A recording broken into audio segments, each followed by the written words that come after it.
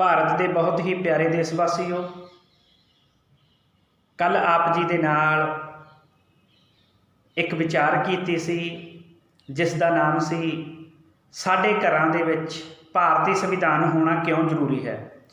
ਸੋ ਉਸ ਵਿੱਚ ਆਪ ਜੀ ਦੇ ਨਾਲ 10 ਪੁਆਇੰਟਾਂ ਬਾਰੇ ਗੱਲਬਾਤ ਕੀਤੀ ਗਈ ਅਤੇ ਦੱਸਿਆ ਗਿਆ ਕਿ ਸਾਡੇ ਘਰਾਂ ਦਾ ਸ਼ਿੰਗਾਰ ਭਾਰਤੀ ਸੰਵਿਧਾਨ ਹੋਣਾ ਚਾਹੀਦਾ ਹੈ। ਸੋ ਇਸ ਲੜੀ ਨੂੰ ਅੱਗੇ ਤੋਰਦਿਆਂ ਹੋਇਆਂ ਅੱਜ ਆਪਾਂ 11ਵੇਂ ਪੁਆਇੰਟ 'ਤੇ ਗੱਲਬਾਤ ਕਰਾਂਗੇ ਅਤੇ ਇਸ ਨੂੰ ਅੱਗੇ ਤੋਰਾਂਗੇ ਕਿ ਸਾਡੇ ਘਰਾਂ ਵਿੱਚ ਸੰਵਿਧਾਨ ਹੋਣਾ ਕਿਉਂ ਜ਼ਰੂਰੀ ਹੈ। ਸੋ ਆਓ ਆਪਾਂ ਵਿਚਾਰਾ ਆਰੰਭ ਕਰੀਏ। ਵਿਚਾਰਾ ਆਰੰਭ ਕਰਨ ਤੋਂ ਪਹਿਲਾਂ ਆਪਣੇ ਸਤਿਗੁਰਾਂ, ਆਪਣੇ ਮਹਾਂਪੁਰਖਿਆਂ, ਆਪਣੇ ਰਹਿਬਰਾਂ ਨੂੰ ਹੋਈਏ ਨਤਮਸਤਕ। ਆਖੀਏ ਜੀ ਵਾਹਿਗੁਰੂ ਜੀ ਕਾ ਖਾਲਸਾ, ਵਾਹਿਗੁਰੂ ਜੀ ਕੀ ਫਤਿਹ। ਜੈ ਭੀਮ, ਜੈ ਭਾਰਤ, ਜੈ ਸੰਵਿਧਾਨ। ਪਿਆਰੇ ਦੇਸ਼ ਵਾਸੀਓ, ਆਪ ਜੀ ਨੂੰ ਪਤਾ ਹੈ ਕਿ ਸੰਵਿਧਾਨ ਸਭਾ ਵੱਲੋਂ ਬਾਬਾ ਸਾਹਿਬ ਡਾਕਟਰ ਭੀਮ ਰਾਓ ਅੰਬੇਦਕਰ ਸਾਹਿਬ ਜੀ ਨੂੰ ਕੌਂਸਟੀਟਿਊਸ਼ਨ ਆਫ ਇੰਡੀਆ ਜੋ ਡਰਾਫਟਿੰਗ ਕਮੇਟੀ ਦਾ ਚੇਅਰਮੈਨ ਲਗਾਇਆ ਗਿਆ ਸੀ। ਇਹ ਜ਼ਿੰਮੇਵਾਰੀ ਬਾਬਾ ਸਾਹਿਬ ਜੀ ਦੇ ਉੱਤੇ ਲਗਾਈ ਗਈ ਸੀ ਕਿ ਤੁਸੀਂ ਭਾਰਤ ਦੀ ਝੋਲੀ ਦੇ ਵਿੱਚ ਭਾਰਤੀ ਸੰਵਿਧਾਨ ਨੂੰ ਲਿਖ ਕੇ ਪਾਉਣਾ ਹੈ। ਸੋ ਬਾਬਾ ਸਾਹਿਬ ਜੀ ਨੇ 2 ਸਾਲ 11 ਮਹੀਨੇ 18 ਦਿਨ ਬਹੁਤ ਮਿਹਨਤ ਕਰਕੇ ਭਾਰਤੀ ਸੰਵਿਧਾਨ ਭਾਰਤ ਦੇ ਨਾਗਰਿਕਾਂ ਦੀ ਝੋਲੀ ਦੇ ਵਿੱਚ ਪਾਇਆ। ਸੋ ਪਹਿਲਾ ਜਿਹੜਾ ਮੈਂ ਪੁਆਇੰਟ ਕੱਲ੍ਹ ਦੱਸਿਆ ਸੀ ਉਹ ਕਦੇ ਵੀ ਨਹੀਂ ਭੁੱਲਣਾ ਚਾਹੀਦਾ। ਸਾਨੂੰ ਖੁਦ ਆਪਣੇ ਰਿਸ਼ਤੇਦਾਰਾਂ ਨੂੰ, ਪਰਿਵਾਰ ਨੂੰ, ਸਮਾਜ ਨੂੰ, ਪੂਰੇ ਦੇਸ਼ ਨੂੰ ਦੱਸਣਾ ਚਾਹੀਦਾ ਕਿ ਬਾਬਾ ਸਾਹਿਬ ਸਾਡੇ ਪੁਰਖੇ ਨੇ, ਸਾਡੇ ਰਹਿਬਰ ਨੇ। ਇਹ ਸੰਵਿਧਾਨ ਸਾਡੇ ਘਰਾਂ ਦੇ ਵਿੱਚ ਤਾਂ ਜ਼ਰੂਰੀ ਹੈ ਕਿ ਇਹ ਸਾਡੇ ਬਾਬਾ ਸਾਹਿਬ ਜੀ ਨੇ ਲਿਖਿਆ ਹੈ। ਇਹ ਜੋ ਕਾਰਜ ਹੈ ਬਾਬਾ ਸਾਹਿਬ ਜੀ ਨੇ ਪੂਰਾ ਕੀਤਾ। ਸੋ ਕੱਲ੍ਹ 10 ਪੁਆਇੰਟਾਂ 'ਤੇ ਵਿਚਾਰ ਕੀਤੀ ਸੀ। ਅੱਜ ਹੁਣ ਆਪਾਂ 11ਵਾਂ ਪੁਆਇੰਟ ਪੜ੍ਹਦੇ ਹਾਂ ਕਿ ਕਿਉਂ ਜ਼ਰੂਰੀ ਹੈ ਸਾਡੇ ਘਰਾਂ ਵਿੱਚ ਸੰਵਿਧਾਨ। 11ਵਾਂ ਪੁਆਇੰਟ ਇਹ ਹੈ, ਜੇਕਰ ਸਾਨੂੰ ਕੋਈ ਵੀ ਮਨੁੱਖ ਸਰੀਰਕ ਜਾਂ ਮਾਨਸਿਕ ਤੌਰ 'ਤੇ ਨੁਕਸਾਨ ਪਹੁੰਚਾਉਂਦਾ ਹੈ ਤਾਂ ਭਾਰਤੀ ਸੰਵਿਧਾਨ ਸਾਡੀ ਰੱਖਿਆ ਕਰਦਾ ਹੈ, ਕਿਉਂਕਿ ਭਾਰਤੀ ਸੰਵਿਧਾਨ ਨੇ ਕਾਨੂੰਨ ਨੂੰ ਜਨਮ ਦਿੱਤਾ। ਕਾਨੂੰਨ ਅਪਰਾਧੀ 'ਤੇ ਜੋ ਕਾਨੂੰਨੀ ਧਾਰਾਵਾਂ ਲਾ ਕੇ ਉਸ ਨੂੰ ਸਜ਼ਾ ਦੇਵੇਗਾ ਅਤੇ ਸਾਨੂੰ ਇਨਸਾਫ ਦਿਵਾਵੇਗਾ। ਪਹਿਲੀ ਗੱਲ ਤਾਂ ਇਹ ਹੈ ਕਿ ਜਦੋਂ ਸਾਡੇ ਘਰ ਵਿੱਚ ਸੰਵਿਧਾਨ ਹੋਵੇਗਾ, ਅਸੀਂ ਖੁਦ ਪੜ੍ਹਿਆ ਹੋਏਗਾ, ਕੋਈ ਵੀ ਅਪਰਾਧੀ ਜਾਂ ਕੋਈ ਵੀ ਸਾਡੇ ਨਾਲ ਟੱਕਰ ਲਏਗਾ, ਜਿਹਨੂੰ ਆਪਾਂ ਕਹਿੰਦੇ ਹਾਂ ਪੰਗਾ ਲਏਗਾ, ਉਹ ਲੈ ਨਹੀਂ ਸਕਦਾ। ਕਿਉਂ? ਜਦੋਂ ਉਹਨੂੰ ਕਹਿ ਦਿੱਤਾ ਵੀ ਜੇ ਤੂੰ ਮੈਨੂੰ ਮਾਨਸਿਕ ਜਾਂ ਸਰੀਰਕ ਤੌਰ 'ਤੇ ਕੋਈ ਨੁਕਸਾਨ ਪਹੁੰਚਾਇਆ ਤਾਂ ਮੈਂ ਤੇਰੇ ਇੱਥੇ ਇਹ ਧਾਰਾ ਲਗਵਾ ਦਿਆਂਗਾ, ਤੈਨੂੰ ਪੁਲਿਸ ਕੋਲੇ ਫੜਵਾ ਦਿਆਂਗਾ, ਤੈਨੂੰ ਕਾਨੂੰਨ ਸਾਹਮਣੇ ਪੇਸ਼ ਕਰਵਾ ਦਿਆਂਗਾ। ਫਿਰ ਉਹਨੇ ਡਰ ਜਾਣਾ, ਉਹਨੇ ਕਹਿਣਾ ਇਹ ਤਾਂ ਕਾਨੂੰਨ ਦਾ ਮਾਹਰ ਹੈ, ਇਹ ਤਾਂ ਮੈਨੂੰ ਫਸਾ ਦੇਵੇਗਾ। ਇਸ ਕਰਕੇ ਪਹਿਲੀ ਗੱਲ, ਉਹ ਤੁਹਾਡੇ ਨਾਲ ਪੰਗਾ ਹੀ ਨਹੀਂ ਲਵੇਗਾ ਜੇ ਤੁਹਾਨੂੰ ਸੰਵਿਧਾਨ ਬਾਰੇ, ਕਾਨੂੰਨ ਬਾਰੇ ਪਤਾ ਹੋਏਗਾ। ਅੱਗੇ ਇਹੀ ਗੱਲ ਨੂੰ ਜੇਕਰ ਆਪਾਂ ਚੰਗੀ ਤਰ੍ਹਾਂ ਸਮਝੀਏ, ਜੇਕਰ ਸਾਨੂੰ ਕੋਈ ਨੁਕਸਾਨ ਪਹੁੰਚਾ ਵੀ ਦਿੰਦਾ, ਸਾਨੂੰ ਸੰਵਿਧਾਨ ਬਾਰੇ ਨਹੀਂ ਪਤਾ, ਸਾਨੂੰ ਉਹ ਸਰੀਰਕ ਤੌਰ 'ਤੇ ਜਾਂ ਮਾਨਸਿਕ ਤੌਰ 'ਤੇ ਡਿਸਟਰਬ ਕਰਦਾ ਹੈ, ਜੇ ਅਸੀਂ ਕਾਨੂੰਨ ਦਾ ਸਹਾਰਾ ਲੈਂਦੇ ਹਾਂ ਤਾਂ ਕਾਨੂੰਨ ਸਾਨੂੰ ਇਨਸਾਫ ਦਿਵਾਵੇਗਾ। ਅਤੇ ਇਹਦੇ ਨਾਲੋਂ ਚੰਗਾ ਇਹੀ ਹੈ ਕਿ ਸਾਨੂੰ ਕਾਨੂੰਨ ਇਨਸਾਫ ਦਿਵਾਵੇਗਾ। ਅਸੀਂ ਕਾਨੂੰਨ ਕੋਲੇ ਜਾ ਕੇ ਆਪਣੀ ਰਿਕੁਐਸਟ ਕਰਾਂਗੇ, ਬੇਨਤੀ ਕਰਾਂਗੇ ਵੀ ਸਾਨੂੰ ਇਸ ਤਰ੍ਹਾਂ ਡਿਸਟਰਬ ਕੀਤਾ ਗਿਆ, ਤਾਂ ਕਿਉਂ ਨਾ ਅਸੀਂ ਆਪਣੇ ਘਰਾਂ ਵਿੱਚ ਸੰਵਿਧਾਨ ਲਿਆ ਕੇ ਰੱਖੀਏ ਅਤੇ ਅਸੀਂ ਦੱਸੀਏ ਵੀ ਆਹ ਧਾਰਾ ਦੇ ਤਹਿਤ ਸਾਨੂੰ ਉਹਨੇ ਪਰੇਸ਼ਾਨ ਕੀਤਾ, ਕਿਰਪਾ ਕਰਕੇ ਆਹ ਧਾਰਾ ਦੇ ਤਹਿਤ ਉਹਦੇ 'ਤੇ ਪਰਚਾ ਦਰਜ ਕਰਕੇ ਉਹਨੂੰ ਸਲਾਖਾਂ ਪਿੱਛੇ ਸੁੱਟਿਆ ਜਾਵੇ। ਇਸ ਕਰਕੇ ਮੈਂ ਕਹਿੰਦਾ ਸਾਡੇ ਘਰਾਂ ਵਿੱਚ ਸੰਵਿਧਾਨ ਜ਼ਰੂਰੀ ਹੈ, ਕਿਉਂਕਿ ਸੰਵਿਧਾਨ ਹੁੰਦਿਆਂ ਹੋਇਆਂ ਸਾਨੂੰ ਸਰੀਰਕ ਤੌਰ 'ਤੇ ਅਤੇ ਮਾਨਸਿਕ ਤੌਰ 'ਤੇ ਕੋਈ ਵੀ ਡਿਸਟਰਬ, ਕੋਈ ਵੀ ਪਰੇਸ਼ਾਨ, ਕੋਈ ਵੀ ਸਾਡਾ ਨੁਕਸਾਨ ਨਹੀਂ ਕਰ ਸਕਦਾ। ਇਸ ਕਰਕੇ ਸਾਡੇ ਘਰ ਦੇ ਵਿੱਚ ਭਾਰਤੀ ਸੰਵਿਧਾਨ ਹੋਣਾ ਬਹੁਤ ਹੀ ਜ਼ਰੂਰੀ ਹੈ, ਬਹੁਤ ਹੀ ਲਾਜ਼ਮੀ ਹੈ। ਅੱਗੇ ਭਾਰਤੀ ਸੰਵਿਧਾਨ ਦੀ ਬਦੌਲਤ ਅਸੀਂ ਅਧਿਆਪਕ, ਪ੍ਰੋਫੈਸਰ, ਵਕੀਲ, ਜੱਜ, ਡਾਕਟਰ, ਮੰਤਰੀ, ਇੰਜੀਨੀਅਰ, ਹੋਰ ਪਤਾ ਨਹੀਂ ਕਿੰਨਾ ਕੁਛ ਬਣ ਸਕਦੇ ਹਾਂ। ਵੱਡੇ ਵੱਡੇ ਆਫਿਸਰਾਂ ਦੀਆਂ ਕੁਰਸੀਆਂ 'ਤੇ ਅਸੀਂ ਬੈਠ ਸਕਦੇ ਹਾਂ, ਵੱਡੇ ਵੱਡੇ ਪਦ ਅਸੀਂ ਧਾਰਨ ਕਰ ਸਕਦੇ ਹਾਂ। ਕਿਸ ਦੀ ਬਦੌਲਤ? ਭਾਰਤੀ ਸੰਵਿਧਾਨ ਦੀ ਬਦੌਲਤ। ਜੇ ਤੁਹਾਨੂੰ ਨੌਕਰੀਆਂ ਮਿਲਦੀਆਂ ਨੇ, ਇਹ ਸਾਰੀ ਨੌਕਰੀਆਂ ਦੀ ਗੱਲ ਹੈ, ਰੁਜ਼ਗਾਰ ਦੀ ਗੱਲ ਹੈ, ਇਹ ਤੁਹਾਨੂੰ ਭਾਰਤੀ ਸੰਵਿਧਾਨ ਦਿੰਦਾ ਹੈ। ਇਸ ਕਰਕੇ ਜਿਵੇਂ ਮੈਂ ਪਹਿਲਾਂ ਵੀ ਬੇਨਤੀ ਕੀਤੀ ਸੀ ਕਿ ਭਾਰਤੀ ਸੰਵਿਧਾਨ ਨੇ ਤੁਹਾਡੇ ਲਈ ਸਕੂਲਾਂ ਦੇ ਦਰਵਾਜ਼ੇ ਖੋਲ੍ਹੇ ਨੇ। ਤੁਸੀਂ ਬਿਲਕੁਲ 6 ਸਾਲ ਦੀ ਉਮਰ ਤੋਂ ਲੈ ਕੇ 14 ਸਾਲ ਦੀ ਉਮਰ ਤੱਕ ਐਜੂਕੇਸ਼ਨ ਫ੍ਰੀ ਗ੍ਰਹਿਣ ਕਰ ਸਕਦੇ ਹੋ। ਇਹ ਫਰਜ਼ ਰਾਜ ਸਰਕਾਰ ਦਾ ਬਣਦਾ ਸੀ, ਉਹਨਾਂ ਨੇ ਫ੍ਰੀ ਕੀਤੀ ਹੈ ਜਾਂ ਨਹੀਂ ਕੀਤੀ, ਇਹ ਤੁਹਾਨੂੰ ਵੋਟਰਾਂ ਨੂੰ ਵੀ ਸੋਚਣਾ ਚਾਹੀਦਾ, ਕਿਉਂਕਿ ਸੰਵਿਧਾਨ ਲਾਗੂ ਕਰਵਾਉਣਾ ਕਾਨੂੰਨ ਦਾ ਕੰਮ ਹੈ, ਲੀਡਰਾਂ ਦਾ ਕੰਮ ਹੈ, ਜਿਨ੍ਹਾਂ ਨੂੰ ਤੁਸੀਂ ਵੋਟਾਂ ਪਾ ਕੇ ਜਿਤਾਉਂਦੇ ਹੋ। ਹੁਣ ਜਿਨ੍ਹਾਂ ਨੂੰ ਤੁਸੀਂ ਵੋਟਾਂ ਪਾਈਆਂ, ਕੀ ਤੁਹਾਡੇ ਪਿੰਡ ਦੇ ਵਿੱਚ ਸਕੂਲ ਹੈ? ਠੇਕਾ ਤਾਂ ਹੋਏਗਾ ਜਿੱਥੋਂ ਸ਼ਰਾਬ ਦੀਆਂ ਬੋਤਲਾਂ ਮਿਲ ਕੇ ਤੁਹਾਡਾ ਦਿਮਾਗ ਖਰਾਬ ਹੋਣਾ ਜਦੋਂ ਤੁਸੀਂ ਪੀਣੀਆਂ, ਪਰ ਸਕੂਲ ਹੈ? ਕਦੇ ਸੋਚਿਆ? ਜੇ ਸਕੂਲ ਹੈ ਤਾਂ ਉਹਨਾਂ ਵਿੱਚ ਅਧਿਆਪਕ ਨੇ, ਜੇ ਨਹੀਂ ਹੈ ਤਾਂ ਇਹਦਾ ਜ਼ਿੰਮੇਵਾਰ ਕੌਣ ਹੈ? ਇਹ ਤੁਹਾਨੂੰ ਸੋਚਣਾ ਪਏਗਾ, ਤੁਹਾਨੂੰ ਸਮਝਣਾ ਪਏਗਾ।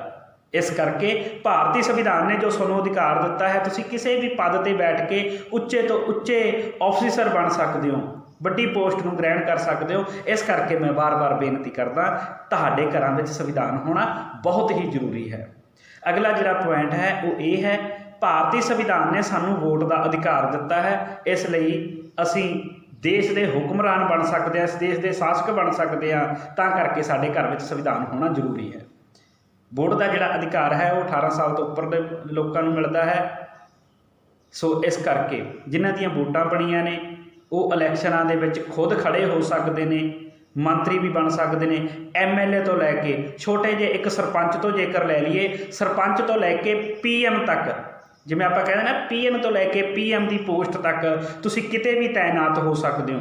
ਤੁਸੀਂ ਵੋਟ ਪਾਉਣ ਦਾ ਅਧਿਕਾਰ ਵੀ ਰੱਖਦੇ ਹੋ ਅਤੇ ਵੋਟਾਂ ਦੇ ਵਿੱਚ ਇਲੈਕਸ਼ਨਾਂ ਦੇ ਵਿੱਚ ਖੜੇ ਹੋ ਕੇ ਉਮੀਦਵਾਰ ਵੀ ਬਣ ਸਕਦੇ ਹੋ। ਇਹ ਵੀ ਅਧਿਕਾਰ ਤੁਹਾਨੂੰ ਸੰਵਿਧਾਨ ਨੇ ਦਿੱਤਾ ਹੈ। ਸੋ ਜਿਹੜੀ ਕਾਨੂੰਨ ਪ੍ਰਣਾਲੀ ਹੈ ਵੀ ਇਲੈਕਸ਼ਨ ਵਿੱਚ ਕਿਵੇਂ ਖੜੇ ਹੋਣਾ ਹੈ, ਕੀ ਸਾਨੂੰ ਉਹਦੇ ਵਿੱਚ ਡਾਕੂਮੈਂਟ ਚਾਹੀਦੇ ਨੇ, ਉਹ ਸਭ ਕੁਝ ਪੂਰਾ ਹੋਣਾ ਚਾਹੀਦਾ।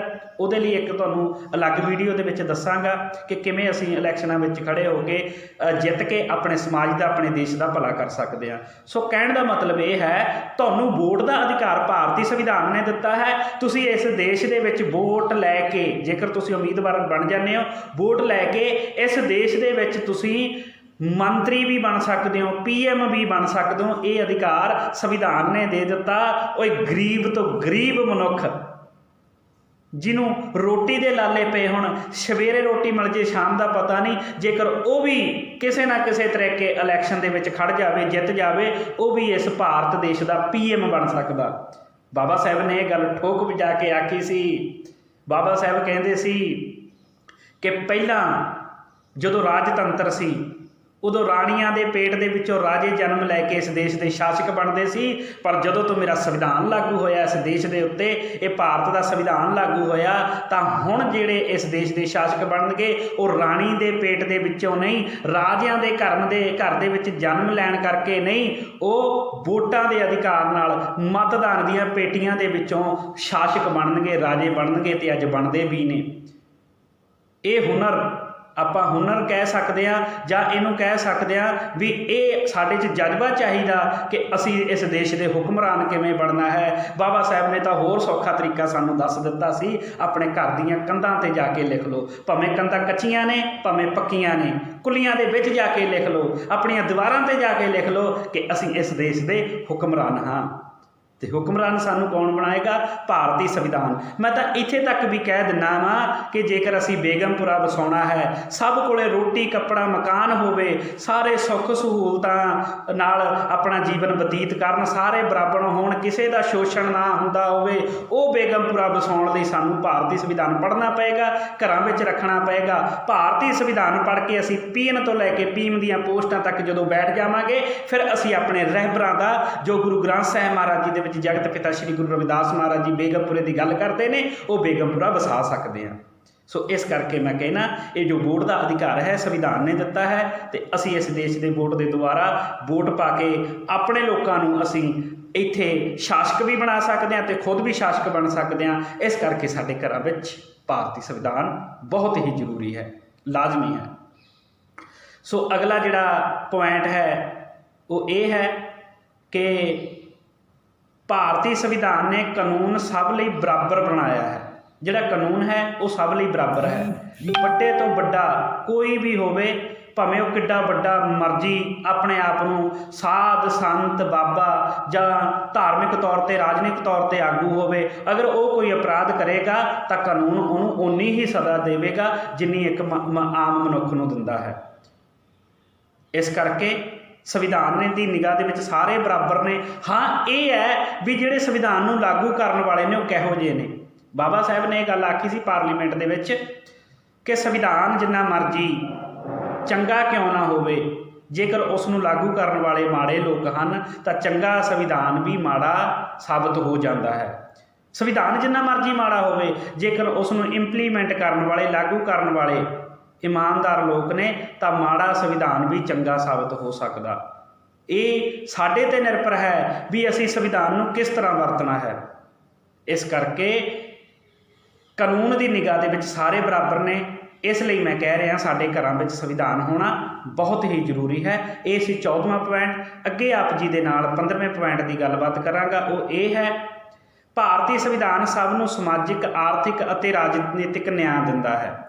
ਜਦੋਂ ਅਸੀਂ ਭਾਰਤੀ ਸੰਵਿਧਾਨ ਦਾ ਪ੍ਰੈਂਬਲ ਪੜ੍ਹਦੇ ਹਾਂ, ਅਸੀਂ ਭਾਰਤ ਦੇ ਲੋਕ ਭਾਰਤ ਨੂੰ ਇੱਕ ਸੰਪੂਰਨ, ਪ੍ਰਭੂਤਵ, ਸੰਪੰਨ ਇਹਦੀ ਗੱਲ ਕਰਦੇ ਹਾਂ, ਸਮਾਜਿਕ, ਆਰਥਿਕ ਅਤੇ ਰਾਜਨੀਤਿਕ ਨਿਆਂ, ਹੈ ਨਾ, ਸਮਾਜਿਕ, ਆਰਥਿਕ ਅਤੇ ਰਾਜਨੀਤਿਕ ਇਹਨਾਂ ਦੀ ਗੱਲ ਕਰਦੇ ਹਾਂ ਤਾਂ ਇਹਦੇ ਵਿੱਚ ਆ ਜਾਂਦਾ ਕਿ ਭਾਰਤੀ ਸੰਵਿਧਾਨ ਸਾਰਿਆਂ ਨੂੰ ਬਰਾਬਰ ਨਿਆਂ ਦਿੰਦਾ ਹੈ। ਉਹ ਭਾਵੇਂ ਸਮਾਜਿਕ ਤੌਰ 'ਤੇ ਹੋਵੇ, ਰਾਜਨੀਤਿਕ ਤੌਰ 'ਤੇ ਹੋਵੇ, ਆਰਥਿਕ ਤੌਰ 'ਤੇ ਹੋਵੇ। ਸੋ ਉਹ ਪ੍ਰੈਂਬਲ ਦੇ ਵਿੱਚ ਮੈਂ ਗੱਲਬਾਤ ਕੀਤੀ ਗਈ ਹੋਈ ਆ। ਸੋ ਜੇਕਰ ਤੁਸੀਂ ਪ੍ਰੈਂਬਲ ਦੀ ਵੀਡੀਓ ਦੇਖ ਕੇ ਪ੍ਰੈਂਬਲ ਨੂੰ ਸਮਝਣਾ ਹੈ ਤਾਂ ਗੁਰਪ੍ਰੀਤ ਸਿੰਘ ਸ਼ਿਮਲਾਪੁਰੀ YouTube ਪੇਜ 'ਤੇ ਜਾ ਕੇ ਭਾਰਤੀ ਸੰਵਿਧਾਨ ਦਾ ਜੋ ਪੰਜਾਬੀ ਦੇ ਵਿੱਚ ਪ੍ਰੈਂਬਲ ਦੀ ਜੋ ਵਿਆਖਿਆ ਕੀਤੀ ਆ ਉਹ ਤੁਸੀਂ ਸੁਣ ਸਕਦੇ ਹੋ। ਕਹਿਣ ਦਾ ਮਤਲਬ ਇਹ ਹੈ ਕਿ ਕਾਨੂੰਨ ਨੇ ਸਮਾਜਿਕ ਤੌਰ 'ਤੇ, ਆਰਥਿਕ ਤੌਰ 'ਤੇ ਅਤੇ ਰਾਜਨੀਤਿਕ ਤੌਰ 'ਤੇ ਸੰਵਿਧਾਨ ਨੇ ਸਾਨੂੰ ਸਭ ਨੂੰ ਬਰਾਬਰ ਨਿਆਂ ਦਿੱਤਾ ਹੈ। ਇਸ ਕਰਕੇ ਮੈਂ ਕਹਿ ਰਿਹਾ ਕਿ ਸਾਡੇ ਘਰਾਂ ਵਿੱਚ ਭਾਰਤੀ ਸੰਵਿਧਾਨ ਹੋਣਾ ਬਹੁਤ ਹੀ ਜ਼ਰੂਰੀ ਹੈ। ਅੱਗੇ 16ਵਾਂ ਪੁਆਇੰਟ, ਭਾਰਤੀ ਸੰਵਿਧਾਨ ਨੇ ਸਾਡੇ ਲਈ ਹੋਟਲਾਂ, ਢਾਬਿਆਂ, ਸਰਵਜਨਕ ਮਨੋਰੰਜਨ ਸਾਧਨਾਂ ਵਿੱਚ ਸਭ ਨੂੰ ਬਰਾਬਰ ਖੁੱਲ੍ਹ ਦਿੱਤੀ ਹੈ। ਅਸੀਂ ਕਿਤੇ ਵੀ ਢਾਬੇ 'ਤੇ ਜਾ ਸਕਦੇ ਹਾਂ, ਅਸੀਂ ਕਿਸੇ ਵੀ ਹੋਟਲ ਦੇ ਵਿੱਚ, ਭਾਵੇਂ 5 ਸਟਾਰ ਹੋਟਲ ਹੋਵੇ, ਉੱਥੇ ਜਾ ਕੇ ਉੱਥੇ ਅਸੀਂ ਫ੍ਰੀ ਦੇ ਵਿੱਚ ਪਾਣੀ ਪੀ ਸਕਦੇ ਹਾਂ। ਉੱਥੇ ਅਸੀਂ ਟੋਇਲਟ ਜਾਂ ਬਾਥਰੂਮ ਦਾ ਫ੍ਰੀ ਵਿੱਚ ਇਸਤੇਮਾਲ ਕਰ ਸਕਦੇ ਹਾਂ। ਇਹ ਅਧਿਕਾਰ ਸਾਨੂੰ ਮਿਲਿਆ ਹੈ।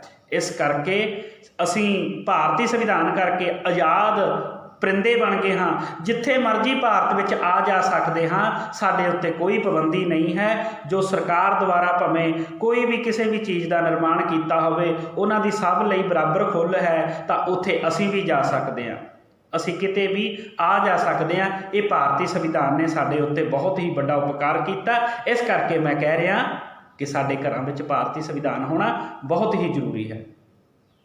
ਅੱਗੇ ਜਿਹੜਾ 17ਵਾਂ ਪੁਆਇੰਟ ਹੈ ਉਹ ਇਹ ਹੈ, ਭਾਰਤੀ ਸੰਵਿਧਾਨ ਦੀ ਬਦੌਲਤ ਅਸੀਂ ਖੂਹਾਂ, ਤਲਾਬਾਂ, ਇਸ਼ਨਾਨ ਘਾਟਾਂ, ਸੜਕਾਂ ਅਤੇ ਸਰਵਜਨਕ ਥਾਵਾਂ 'ਤੇ ਸਭ ਲਈ ਬਰਾਬਰ ਆਉਣ ਜਾਣ ਦਾ ਅਧਿਕਾਰ ਹੈ। ਸਮਾਗਮਾਂ ਦੇ ਵਿੱਚ ਵੀ ਅਸੀਂ ਜਾ ਸਕਦੇ ਹਾਂ। ਕੋਈ ਵੀ ਸਮਾਗਮ ਹੋਵੇ, ਇਹ ਨਹੀਂ ਵੀ ਕਿਸੇ ਦਾ ਪਰਸਨਲ ਹੋਵੇ ਉੱਥੇ ਜਾ ਕੇ ਅਸੀਂ ਪਕੌੜੇ ਖਾਣ ਵੜ ਜਾਈਏ, ਨਹੀਂ। ਇਹ ਜਿੱਥੇ ਸਾਰਿਆਂ ਲਈ ਬਰਾਬਰ ਖੁੱਲ੍ਹੀ ਛੋਟ ਦਿੱਤੀ ਗਈ ਹੈ, ਉੱਥੇ ਸਾਨੂੰ ਵੀ ਜਾਣ ਦਾ ਅਧਿਕਾਰ ਹੈ।